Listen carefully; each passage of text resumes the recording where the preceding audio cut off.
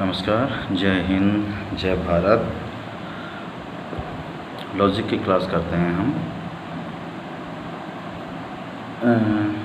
वैसे तो लॉजिक की क्लास बिना टूल्स के अच्छे से पढ़ा पाना संभव नहीं है और ना ही मुझे भी खुद पसंद नहीं बिना टूल को क्लास पढ़ाई जाए। बहुत आवश्यक है उसके लिए एक वाइट बोर्ड या ब्लैक बोर्ड, जो कि इस समय अवेलेबल नहीं हो पा रहा है। उसके लिए मुझे खेद है, फिर भी मैं जितना संभव हो सका समझाने का प्रयास करूँगा। तो आप अगर वो पॉइंट 1 बाय 1 जो मैं बताऊँगा नोट्स करेंगे अपने पास, तो वो ज़्यादा अच्छे से चीज़ क्लियर हो जाएगी। स्टार्ट करता हूँ। कल तक हमने पढ़ा था तर्कशास्त्र का अर्थ, परिभाषा और उसका स्वरूप या उसका महत्व और उसका क्षेत्र। आज हम चर्चा करेंगे तर्कशास्त्र के जो इंग्रेडिएंट्स हैं, जो मुख्य इंग्रेडिएंट्स हैं, उनके विषय में। तो जो मुख्य इंग्रेडिएंट्स हैं उनमें हम अब बात करेंगे प्रतिज्ञप्ति की। प्रतिज्ञप्ति वाक्य दोनों कैसे अलग अलग हैं, शुरू करते हैं। बाद में आगे जैसे जैसे पॉइंट्स आते जाएंगे मैं उनको स्पष्ट करने का प्रयास करूँगा, स्पष्ट करता चला जाऊँगा।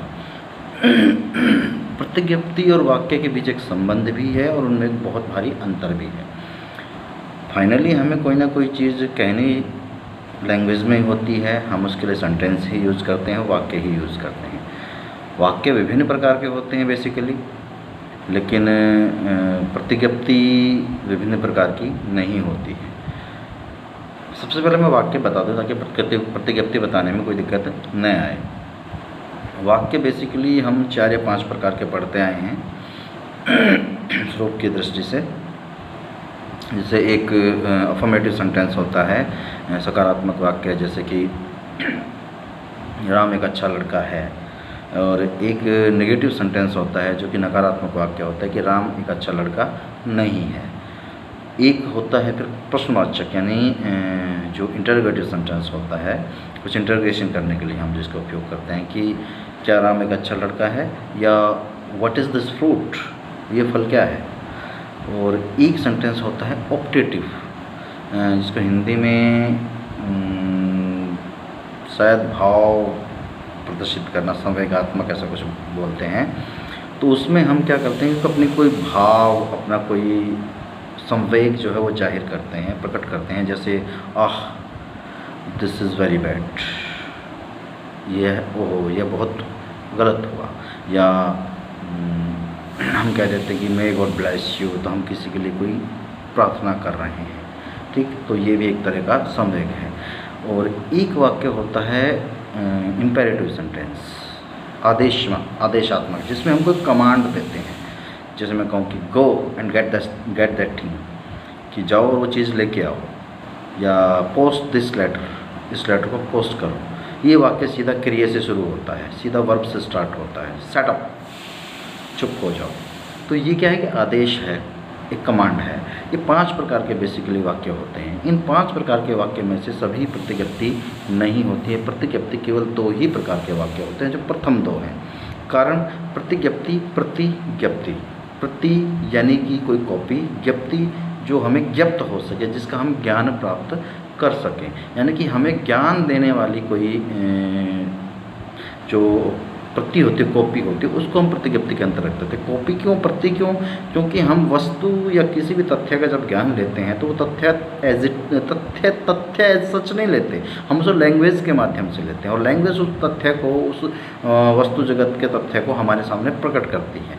तो वो लैंग्वेज क्योंकि उसे एक कॉपी के रूप में, गेम के रूप में हमारे सामने प्रकट करती है, तो हम उसे प्रतिज्ञप्ति के नाम से जानते हैं। प्रोपोजिशन इंग्लिश में बोलते हैं, यानी कि जिसकी पोजीशन प्रो, मतलब हमारे विचार में आने से पहले जो है, सब किसी भी रूप में स्थापित है। अब एक प्रश्न उठता है कि ये इसका जो परिभाषात्मक अर्थ है जो वो ये है, ठीक है। और जो मैंने आपको वाक्य के रूप में मैं जो आपको समझा रहा हूँ वो इसका टेक्निक है पता करने की कि कौन सी चीज़ प्रतिज्ञप्ति है और कौन सी चीज़ वाक्य है। तो जो 5 प्रकार के वाक्य हैं उनमें से जो ये वाक्य है कि राम एक अच्छा लड़का है और राम एक अच्छा लड़का नहीं है, ये है स्टेटमेंट है, ये डिक्लेरेशन है, ये घोषणा है, ये एक तरह का वक्तव्य दिया जा रहा है किसी ज्ञान के होने या किसी तथ्य के होने या न होने का। तो जब तथ्य के होने या न होने की बात सिर्फ दो ही बात हो तो वही प्रतिज्ञप्ति है, उसके अलावा कोई भी तीसरी चीज़ प्रतिज्ञप्ति नहीं है। प्रतिज्ञप्ति कोई कथन होती है। कथन मतलब जो किसी तथ्य को प्रस्तुत करे, ठीक, जो किसी, अब यहाँ पे थोड़ा सा कन्फ्यूजिंग होता चला जाएगा बिकॉज दिस इज़ लॉजिक।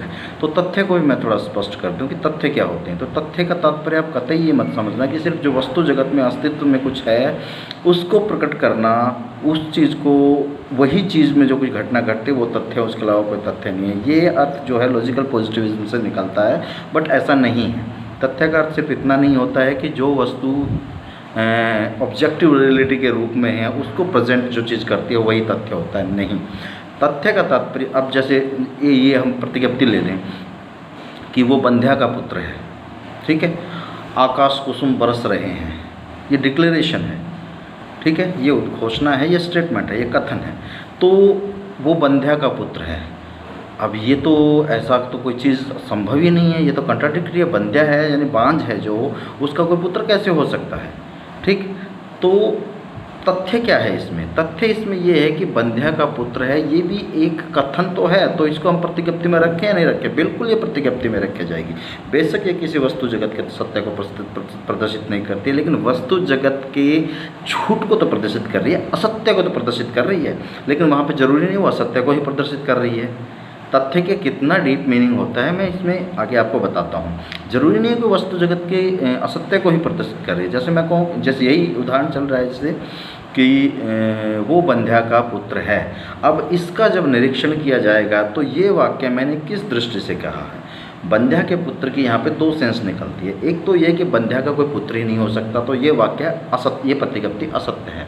सत्य या असत्य होना प्रतिज्ञप्ति का गुण है। या तो कोई प्रतिज्ञप्ति सत्य होगी या प्रतिज्ञप्ति असत्य होगी, या तो कोई प्रोपोजिशन में भी ट्रू और में भी false. No, there is no any other condition, या तो ट्रू या फॉल्स प्रतिज्ञप्ति की विशेषता है। ये युक्ति की नहीं, युक्ति में आगे समझाऊंगा आपको। तो जब इस प्रतिज्ञप्ति की बात हो रही है तो मैं क्या कहना चाह रहा हूँ? मैंने कहा वो बंध्या का पुत्र है।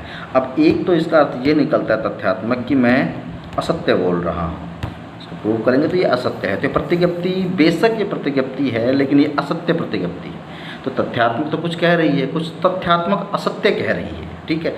लेकिन दूसरा अर्थ ये भी हो सकता है कि कोई बंध्या है जिसने किसी को गोद ले लिया है। पॉइंट समझिए, कोई बंध्या है जिसने, यानी बांझ है जिसने किसी को गोद ले लिया है, और जब वो कहा जा रहा है मेरे द्वारा कि वो बंध्या का पुत्र है, तो मेरा कहने का तात्पर्य है कि ये गोद लिया हुआ बेटा है, और आप उसका अर्थ ये लगा लेते हो कि ये प्रतिज्ञप्ति असत्य है, तो वहाँ पे गड़बड़ हो गई, यानी कि तथ्य नहीं पहुँचा। तो तथ्य का क्या अर्थ निकला? तथ्य का अर्थ होता है जो बात जिस स्वरूप में जिस तरह से कही जाए वो बात उसी स्वरूप में सामने वाले तक पहुँचे, वो है तथ्य। उसका अर्थ अगर बदल जाता है भिन्न भिन्न दृष्टिकोण से, उसका अर्थ अगर सब्जेक्टिव हो जाता है तो उसे तथ्य नहीं कहेंगे। अर्थ में वस्तुनिष्ठता होती है, वो तथ्यात्मक ज्ञान है। तो तथ्य का अर्थ ना तो वो होता है जो असत्य हो, असत्य रूप में होता है। तथ्य का अर्थ ना वो होता है जो वस्तु जगत के सत्य को प्रकट करे। तथ्य का अर्थ होता है जो बात जैसी जिस स्वरूप के साथ, जिस अर्थ के साथ प्रकट की जाए, वो बात उसी अर्थ के साथ सामने की बुद्धि में जाके एंटर हो, सामने की बुद्धि को समझ में आए, वो तथ्यात्मक ज्ञान होता है। तो तथ्य में इसीलिए गड़बड़ी होती है, इसीलिए जो लिंग्विस्टिक फिलोसॉफी में इतने विशद विश्लेषण इसका किया गया है कि तथ्य किस तरह से प्रकट होते हैं हमारे सामने। तो मैं ये भी तो कह सकता हूँ, जैसे मैंने बताया कि वो बंध्या का पुत्र, बंध्या के द्वारा वो गोद लिया गया, तो पुत्र तो बंध्या का हो गया, क्योंकि पुत्र होने का अर्थ सिर्फ इतना नहीं है कि वो बंध्या का है। मतलब पुत्र होने का अर्थ सिर्फ इतना नहीं है कि वो सिर्फ उससे पैदा हुआ है, बल्कि ये भी है कि उसने गोद लिया है। जो हम पुत्र का तो दोनों अर्थ लगाते हैं। तो तथ्य का अर्थ जिस रूप, तथ्य का अर्थ समझ में है, तथ्य को प्रकट करने वाली चीज़ प्रतिज्ञप्ति होती है। तो प्रतिज्ञप्ति ये दोनों चीज़ें कह सकती है। आप वो कह सकते हैं कि ये बंध्या का पुत्र, उसके दो भिन्न भिन्न अर्थ आप लगा सकते हो, लेकिन कौन सा अर्थ सत्य है? मैं क्या वाकई ये कह रहा हूँ कि वो बंध्या का पुत्र, ये बात असत्य है, या मैं वाकई ही ये कह रहा हूँ कि बंध्या का पुत्र है, वो गोद लिया हुआ पुत्र है, और वो बात आप तक पहुँच गई, तो इसका मतलब तथ्यात्मक ज्ञान पहुँच गया।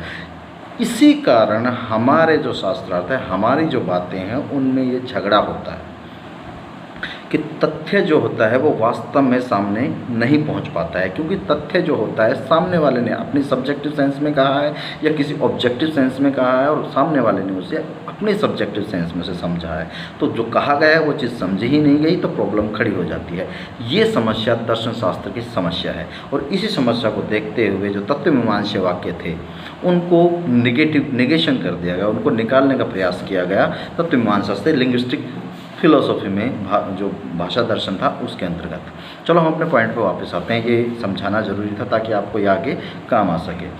प्रतिज्ञप्ति पे हम वापस आते हैं। तो प्रतिज्ञप्ति आपको समझ में आ गया होगा, प्रतिज्ञप्ति किसे कहते हैं। प्रतिज्ञप्ति उसे कहते हैं जो किसी तथ्य का वर्णन करे, जो सकारात्मक और नकारात्मक वाक्य हो, जो कोई डिक्लेरेशन करे, केवल वही प्रतिज्ञप्ति होती है। प्रश्नवाचक वाक्य यानी इंटरोगेटिव सेंटेंसेस, ऑप्टेटिव वाक्य यानी कि जो भी है संवेगात्मक वाक्य है जैसे, या इम्पेरेटिव सेंटेंस आदेशात्मक वाक्य प्रतिज्ञप्ति नहीं होते हैं, वो केवल वाक्य होते हैं। इस अर्थ में प्रत्येक प्रतिज्ञप्ति एक वाक्य है, पर कोई भी प्रत्येक वाक्य एक प्रतिज्ञप्ति नहीं है। वाक्य वही प्रतिज्ञप्ति है जो कि कोई स्टेटमेंट दे, नेगेटिव और पॉजिटिव यानी अफर्मेटिव और नेगेटिव, दो ही इस प्रकार के सेंटेंस जो होते हैं वो प्रतिज्ञप्ति होते हैं। अब इस प्रतिज्ञप्ति पर चर्चा कर लेने के बाद थोड़ी सी चर्चा हम करेंगे, जस्ट वेट मिनट, इससे आगे के पॉइंट्स पर थोड़ा देखता हूँ मैं कि आपको कुछ समझाना न छूट जाए इस दौरान। ठीक है, अब प्रतिज्ञप्ति के गुण और परिमाण पर हम थोड़ी बात कर लेते हैं। प्रतिज्ञप्ति में दो चीज़ें, किसी भी प्रतिज्ञप्ति में दो चीज़ें होती है, एक सब्जेक्ट, एक प्रेडिकेट, उद्देश्य और विधेय। तो व्याकरण या ग्रामर जिसने पढ़ी है वो इस चीज़ को थोड़ा अच्छे से समझ सकता है कि कोई भी प्रतिज्ञप्ति आप कहते हो, कोई भी व्यक्ति, जैसे कि मैं ये प्रतिज्ञप्ति कहूँ कि मैं इस समय लाइव हूँ, ठीक है, मैं इस समय लाइव हूँ, तो जब मैं ये सेंटेंस बोल रहा हूँ तो मैं कोई डिक्लेरेशन कर रहा हूँ, ये एक तथ्यात्मक वाक्य है, ठीक है। तो जब मैं इस समय लाइव हूँ तो यहाँ पे जो मैं है, जो करता है, वो एक उद्देश्य है, और उसके पीछे का जितना भी पोर्शन है इस समय लाइव हूँ, ये सारा का सारा प्रेडिकेट के अंतर्गत आ जाता है, ये विधेय है, ठीक है। इस पूरे विधेय में और इस पूरे उद्देश्य में एक उद्देश्य पद होता है, एक विधेय पद होता है, ठीक है। तो उद्देश्य पद क्या है? उद्देश्य पद जो है, मैं इस समय लाइव हूँ, तो यहाँ पे इस समय लाइव हूँ, या इस तरह का नहीं, दूसरा सेंटेंस ले लेते हैं, ये सार्वभौमिकता की तरफ नहीं जा रहा है या कुछ विशिष्ट की तरफ नहीं जा रहा है, इंडिविजुअल सेंटेंस होगा। जैसे हम ले लेते हैं कि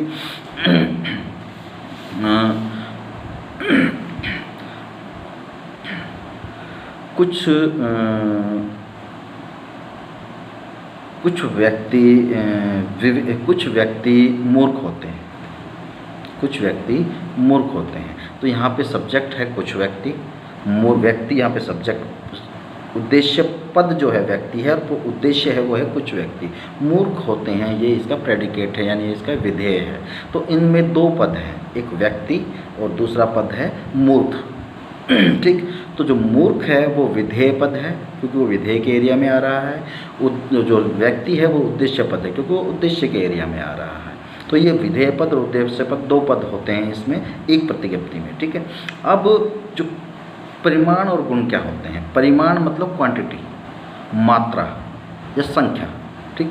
तो परिमाण का तात्पर्य जो उसका सर्वव्यापी या अंशव्यापी जो कैटेगरी बना रहा है। जैसे मैंने कहा कुछ व्यक्ति, तो यहाँ पे जो कुछ है वो एक मात्रा की, एक संख्या की मैं बात कर रहा हूँ। तो कुछ जो शब्द है वो वहाँ पे एक परिमाणात्मक शब्द है, वो परिमाण प्रकट कर रहा है व्यक्तियों का। उद्देश्य पद का परिमाण व्यक्त, तो परिमाण जो होता है वो उद्देश्य पद का ही होता है, वो उद्देश्य पद का परिमाण प्रकट कर रहा है। जैसे मैं कहूँ कि सभी व्यक्ति बुद्धिमान हैं, तो यहाँ पे जो सभी शब्द है वो दुनिया के जितने भी व्यक्ति हैं उन सबको इंगित कर रहा है, तो वो परिमाणात्मक रूप में सर्वव्यापी है, ठीक है। और जाने का कुछ व्यक्ति, तो जो व्यक्ति वो शब्द जो कुछ को प्रकट कर रहा है वो परिमाणात्मक रूप में यानी क्वांटिटेटिव रूप में वो एक अंशव्यापी है, ठीक है, वो पर्टिकुलर है, ठीक है। वो पहला वो यूनिवर्सल है। तो यूनिवर्सल और पर्टिकल दो परिमाण यहाँ पे होते हैं। एक यूनिवर्सल यानी सार्वभौमिक, जब हम कहते हैं कि सभी व्यक्ति बुद्धिमान हैं या कोई व्यक्ति बुद्धिमान नहीं, जब सेंटेंस बताऊँ उस दौरान मैं आपको बता दूँगा, परिमाण समझिए। और विधेय पद में जो होता है वो गुण होता है, जो सकारात्मक या नकारात्मक डिक्लेरेशन होती है, अफर्मेटिव या निगेटिव डिक्लेरेशन होती है, उसको हम कहते हैं उस प्रतिज्ञप्ति का गुण। जैसे मैं कहूँ कि सभी व्यक्ति बुद्धिमान हैं, तो जो हैं की डिक्लेरेशन है ये इसे अफर्मेटिव बना रही है। मैं किसी चीज़ के बारे में कोई पॉजिटिव या अफर्मेटिव डिक्लेरेशन कर रहा हूँ, किसी के अस्तित्वात्मक डिक्लेरेशन कर रहा हूँ, और मैं कह देता हूँ कि कुछ व्यक्ति बुद्धिमान नहीं हैं। तो कुछ व्यक्ति बुद्धिमान नहीं जो शब्द है, ठीक है, वो गुण है। वो क्या प्रकट कर रहा है, वो वहाँ पे नकारात्मकता प्रकट कर रहा है किसी तथ्यात्मक सत्य की। स्पष्ट है? एक होता है परिमाण, एक होता है गुण। अब जो परिमाण है वो उद्देश्य पद के साथ उसको इंगित करता है कि वो सार्वभौमिक है या वो अंशव्यापी है, और जो गुण है वो उस पूरे वाक्य की सकारात्मकता, जो उद्देश्य और विधेय का जो संबंध है उसकी सकारात्मकता या नकारात्मक को प्रकट करता है, नेगेशन या अफर्मेशन को उसको एक्सप्लोर करता है। तो इस प्रकार परिमाण और गुण, एक प्रतिज्ञप्ति में कितने पार्ट हो गए? प्रतिज्ञप्ति में एक उद्देश्य होता है, एक उद्देश्य पद होता है, एक विधेय होता है। उद्देश्य पद में एक परिमाण होता है और विधेय पद में एक गुण होता है। तो इस प्रकार प्रतिज्ञप्ति जो होती हैं, आगे मैं चलता हूँ, 4 प्रकार की प्रतिज्ञप्ति होती हैं। अरिस्टोटल का विरोध वर्ग, इसके लिए मुझे समझाना बहुत आवश्यक है।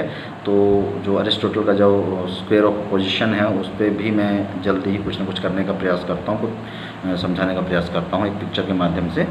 तो अगर कुछ मैनेज हो पाया तो, वरना जो भी प्रयास कर सकूँगा समझाऊँगा। तो क्योंकि ये जो हैं ये लॉजिक के, जो सिंबॉलिक लॉजिक आगे आता है, जो डीप लॉजिक जो आ गया, आप डीप डाइव जो लॉजिक आपके सामने आएगा उसके लिए ये इंग्रेडिएंट्स हैं। जैसे आप एरोप्लेन की स्पेलिंग नहीं बना सकते बिना ABCD के आए, तो ये वो ABCD हैं लॉजिक की। जब तक ये नहीं समझ में आएंगे लॉजिक आगे नहीं बढ़ेगा।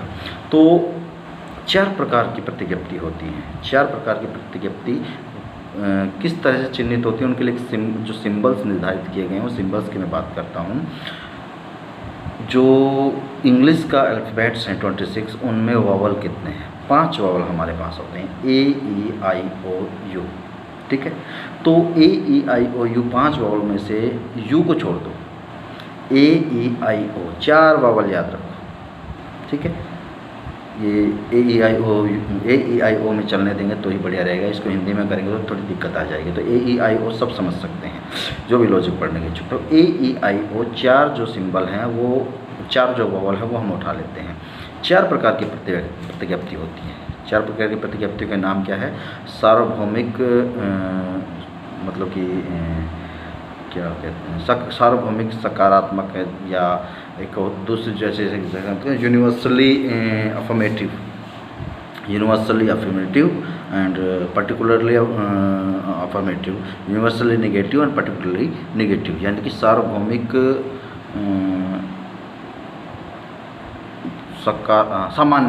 सामान्य शब्द उपयोग कर सकते हैं, सामान्य सकारात्मक या विशिष्ट सकारात्मक। और तीसरी जो होती है वो होती है सामान्य सकारात्मक, जैसे सभी व्यक्ति बुद्धिमान होते हैं, ये यूनिवर्सली अफर्मेटिव प्रतिज्ञप्ति है। दूसरी होती है कोई व्यक्ति बुद्धिमान नहीं है, या कोई व्यक्ति विवेकशील नहीं है, कोई प्राणी विवेकशील नहीं है। तो ये जो होती है सार्वभौमिक, यानी कि यूनिवर्सली निगेटिव प्रतिज्ञप्ति है। एक होती है कि हम कहें कि कुछ व्यक्ति बुद्धिमान हैं, तो ये पर्टिकुलरली अफर्मेटिव प्रतिज्ञप्ति है। एक हम कहेंगे कुछ व्यक्ति बुद्धिमान नहीं है, इसे कहते हैं, ये हम कहेंगे कि ये पर्टिकुलरली निगेटिव प्रतिज्ञप्ति होती है। तो सर्वव्यापी शब्द उसके लिए उपयोग किया जाता है, सर्वव्यापी सकारात्मक प्रतिज्ञप्ति। तो सर्वव्यापी सकारात्मक प्रतिज्ञप्ति कौन सी हुई? पहली वाली प्रतिज्ञप्ति, जब हमने कहा कि सभी व्यक्ति बुद्धिमान हैं, और जब ने हमने यहाँ पे सभी व्यक्तियों को हमने डिक्लेयर कर दिया बुद्धिमान, सकारात्मक रूप दे दिया और सर्वव्यापी बना दिया, उससे पूरी यूनिवर्सल में, पूरी जगत में व्याप्त है। हमने कहा कि कोई व्यक्ति अंधा नहीं है, तो हमने ये डिक्लेरेशन कर दी सभी व्यक्तियों के बारे में, पूरे यूनिवर्स में व्यक्ति हैं उनके सब के बारे में डिक्लेरेशन कर दी कि वो उनमें से कोई भी ऐसा नहीं है जो अंधा हो, यानी कि कोई भी अंधा नहीं है। तो ये सभी पे अप्लाई हो गया है नेगेशन में। हमने कहा कि कुछ व्यक्ति बुद्धिमान है, तो ये जो प्रतिज्ञप्ति है ये विशिष्ट रूप से, पार्टिकुलरली ये होती है विशिष्ट रूप से सकारात्मक प्रतिज्ञप्ति, ठीक है। इसको होता है अंशव्यापी सकारात्मक प्रतिज्ञप्ति। तो ये अंशव्यापी सकारात्मक प्रतिव्यक्ति है, जिसमें हम कुछ व्यक्तियों की बात कर रहे हैं और वो कुछ जो शब्द है, जो परिमाण है कुछ, वो 1 से लेकर 99 तक को एक्सप्रेस करता है।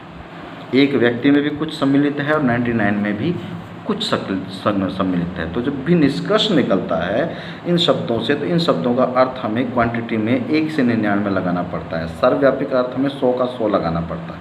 सर्वव्यापी नेगेशन का अर्थ हमें 1 भी नहीं लगाना पड़ता है। कुछ में अर्थ 1 से 99 तक, 99 तक कितने भी व्यक्ति या कितने भी उद्देश्य हो सकते हैं। चौथी प्रतिज्ञप्ति होती है अंशव्यापी नकारात्मक। तो हम कहते हैं कि या पर्टिकुलरली नेगेटिव, तो हम कहेंगे कुछ व्यक्ति बुद्धिमान नहीं है। ठीक है, ये प्रतिज्ञप्ति आ गई। अब ये 4 प्रतिज्ञप्ति को जो जाना जाता है वो AEIO, सर्वव्यापी सकारात्मक प्रतिज्ञप्ति ए प्रतिज्ञप्ति कहलाती है, सर्वव्यापी नकारात्मक प्रतिज्ञप्ति ई प्रतिज्ञप्ति कहलाती है, अंशव्यापी सकारात्मक प्रतिज्ञप्ति आई प्रतिज्ञप्ति कहलाती है और अंशव्यापी नकारात्मक प्रतिज्ञप्ति ओ प्रतिज्ञप्ति कहलाती है। ये 4 प्रकार की प्रतिज्ञप्ति होती हैं, वाक्य होते हैं, जिनको कि हम युक्ति के रूप में तर्कशास्त्र में उपयोग करते हैं। इन 4 प्रतिज्ञप्तियों का आपस में बहुत गहरा संबंध है, लेकिन उस संबंध को समझने के लिए सबसे पहले मैं अरिस्टोटल का जो स्क्वायर ऑफ अपोजिशन है वो समझना पड़ेगा। तो उसके लिए मैं कल कोई व्यवस्था करता हूँ। आज मैं इसके जो थोड़ा सा थ्योरेटिकली मुझे जो पता है वो मैं आपको जो भी मतलब आपके समझ में आ जाए उतना मैं बताने का प्रयास कर लेता हूँ। तो इस प्रकार हमारे पास जो चीज़ आती हैं वो आती हैं कि एक प्रतिज्ञप्ति के वाक्य से अलग पहचान, प्रतिज्ञप्ति का एक उद्देश्य होना, एक विधेय होना, उद्देश्य के साथ एक परिमाण का होना, विधेय के साथ एक गुण का होना, जो कि गुण जो होता है वो उद्देश्य और विधेय के संबंध को एक्सप्लोर करता है कि इन दोनों के बीच में क्या संबंध है, सकारात्मकता का या नकारात्मकता। अब प्रतिज्ञप्ति के 4 प्रकार, जिनको कि इंग्लिश की AEIO 4 वॉवल से पहचाना जाता है। एक होती है सार्वभौमिक यानी कि सर्वव्यापी सकारात्मक प्रतिज्ञप्ति, जो कि ए प्रतिज्ञप्ति होती है। इसको दूसरी होती है सर्वव्यापी नकारात्मक प्रतिज्ञप्ति, जो कि ई प्रतिज्ञप्ति होती है। पहली प्रतिज्ञप्ति जो सर्वव्यापी सकारात्मक प्रतिज्ञप्ति है वो सभी से शुरू होती है। दूसरी प्रतिज्ञप्ति जो ई प्रतिज्ञप्ति है वो कोई नहीं से शुरू होती है। तीसरी प्रतिज्ञप्ति अंशव्यापी सकारात्मक प्रतिज्ञप्ति, ये प्रतिज्ञप्ति ये प्रोपोजिशन जो होती है वो कुछ से शुरू होती है लेकिन सकारात्मक होती है। एक होती है अंशव्यापी नकारात्मक प्रतिज्ञप्ति, ये प्रतिज्ञप्ति जो होती है वो कुछ से ही शुरू होती है लेकिन नेगेशन संबंध, नकारात्मक संबंध बताती है। इन प्रतिज्ञप्तियों को कई बार, वैसे तो नेट में ये प्रश्न कई बार उलझाने के लिए दे दिया जाता है, ये दी जाती हैं वाक्य इस तरह से कि आप कंफ्यूज हो सकते हैं उसके लिए। जैसे किसी ने कह दिया कि ये आ गया, शायद ही कोई पुरुष या शायद ही कोई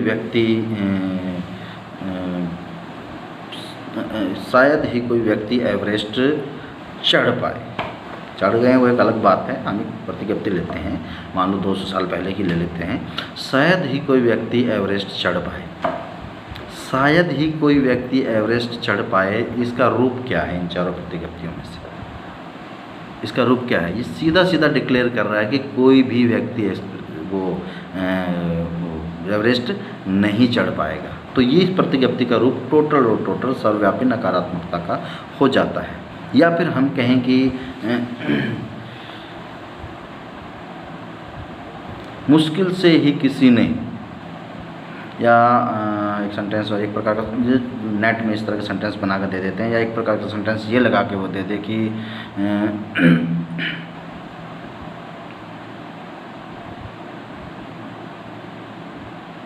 कम से कम एक व्यक्ति ऐसा है जो परीक्षा में उपस्थित नहीं है। तो कम से कम एक व्यक्ति ऐसा है जो परीक्षा में उपस्थित नहीं है, इसका अर्थ अगर हम ये लगाएं कि सभी व्यक्ति परीक्षा में उपस्थित है तो गलत है। चाहे वो 100 में से, 1000 में से 999 व्यक्ति परीक्षा में उपस्थित है, अगर एक व्यक्ति उपस्थित है नहीं है परीक्षा में, तो उसका अर्थ सीधा सीधा यही निकलेगा कि कुछ व्यक्ति परीक्षा में उपस्थित नहीं है। ये कतई मत निकाल लेना कि कुछ व्यक्ति परीक्षा में उपस्थित हैं। कम से कम एक अगर कह दिया ना नेगेशन के साथ, तो उसका अर्थ नकारात्मक तक जो ई प्रतिज्ञप्ति है, ओ प्रतिज्ञप्ति है वो निकलेगा। इसका आई अर्थ कभी मत निकाल लेना, ठीक है। 51-49 का फॉर्मूला आजमाया वहाँ पे उपयोग होता है कि जिस तरफ पलड़ा भारी हो उसी तरफ उस प्रतिज्ञप्ति को ले लेते हैं। ठीक है, जैसे हम कहें कि कम से कम एक व्यक्ति परीक्षा में उपस्थित है, तो कम से कम एक व्यक्ति परीक्षा में उपस्थित है तो इसका अर्थ ये नहीं निकलेगा कि कुछ व्यक्ति परीक्षा में उपस्थित नहीं है, मोस्टली व्यक्ति परीक्षा में उपस्थित नहीं है। तो इसका अर्थ अगर इस प्रतिज्ञप्ति को ट्रांसलेट करोगे आप, इसका रूप बदलोगे तो इसका रूप बदलेगा कुछ व्यक्ति परीक्षा में उपस्थित हैं, क्योंकि एक उपस्थित है तो वो कुछ उधर चला जाएगा। तो ये अर्थ जो होता है जब हमें दिया जाता है परीक्षा में, तो उस अर्थ वो जो प्रतिज्ञप्ति का रूप बदल के उसका एक उसमें झोल करके उसको जो पकड़ाया जाता है तो उसमें हम कंफ्यूज हो जाते हैं। तो उनका अर्थ इस तरह से लगाया जाता है, तो इनका अर्थ सार्वभौमिक है या नहीं है। जैसे कहें कि एक भी व्यक्ति ने खाना नहीं खाया है, एक भी व्यक्ति ने खाना नहीं खाया है, तो इसका सीधा सीधा अर्थ निकलता है कि किसी भी व्यक्ति ने खाना नहीं खाया है, यानी कि कोई भी व्यक्ति ने खाना नहीं खाया है। या फिर एक भी व्यक्ति खाना खाने से नहीं छूटा है, इसका मतलब सभी व्यक्तियों ने खाना खा लिया है। तो इस तरह से लैंग्वेज बदल के दी जाती है जो कि हमें वहाँ पे समझनी होती है। तो इन प्रतिज्ञप्तियों को समझ के ही वहाँ पे अर्थ लगाया जाता है। तो ये थोड़ा प्रतिज्ञप्ति के बारे में और वाक्य के बारे में मेरा थोड़ा आपसे आज डिस्कशन था। कल मैं इस प्रतिज्ञप्ति को, क्योंकि मुझे पता था आज प्रतिज्ञप्ति समझाने में ही समय निकल जाएगा, इसलिए मैंने आपसे आज युक्ति का स्वरूप, आगमनात्मक, नागमनात्मक, निगमनात्मक आदि के बारे में कोई बात नहीं की है।